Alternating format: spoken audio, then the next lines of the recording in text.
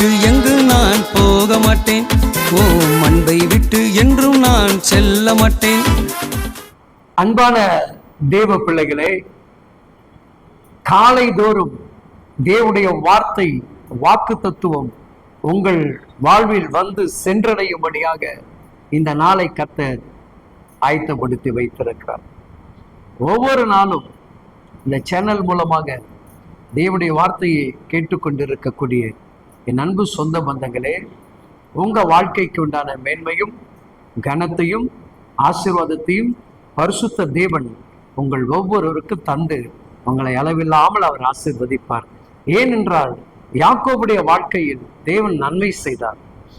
நினைச்சு பார்க்க முடியாத ஒரு அதிசயங்கள் அவருடைய வாழ்க்கையில் நடந்தது.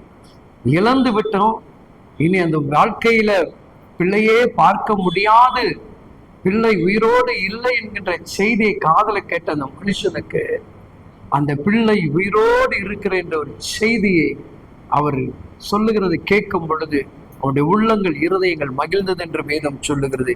இன்னைக்கு உங்க இருதயம், உங்க உள்ளங்கள், உங்களுடைய வாழ்க்கையில இப்படிப்பட்ட ஒரு மகிமைகளை தேவன் செய்ய போகிறார்.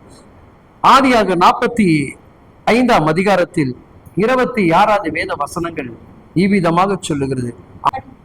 யோசேப்பு உயிரோடு இருக்கிறான், அவன் எகிப்து தேசத்திற்கெல்லாம் அதிபதியாய் இருக்கிறான் என்று அவனுக்கு அறிவித்தார்கள்.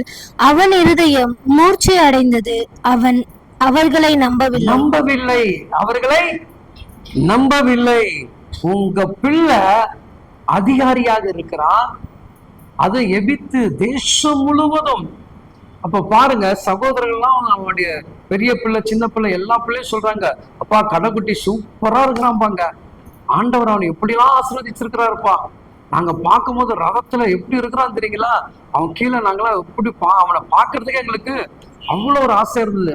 அவரு உங்களை அழைக்க வந்திருக்கு, எங்களுக்கு வண்டி அனுப்பிச்சு உங்களை கூப்பிட அமைச்சிருக்கிறாருப்பா அப்படின்னு சொல்லும்போது யாரால நம்ப முடியலங்க? யாக்கோபால நம்ப முடியல. இன்னைக்கு உங்க வாழ்க்கையில தான் நடக்க போகுது. நம்ப முடியாத அற்புதம் நடக்க போகுது, கிரணிக்க முடியாத அதிசயம் நடக்க போகுது, நினைச்சு பார்க்காத காரியத்தை கர்த்தர் கைகூடி செய்ய போறார்.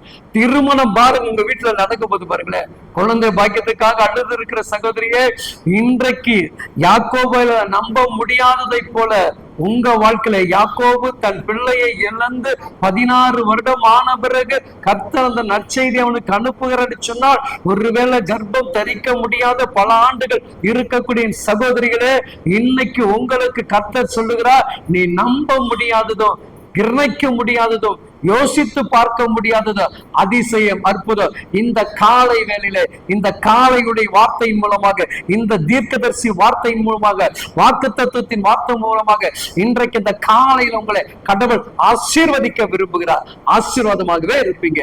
ஆமென்.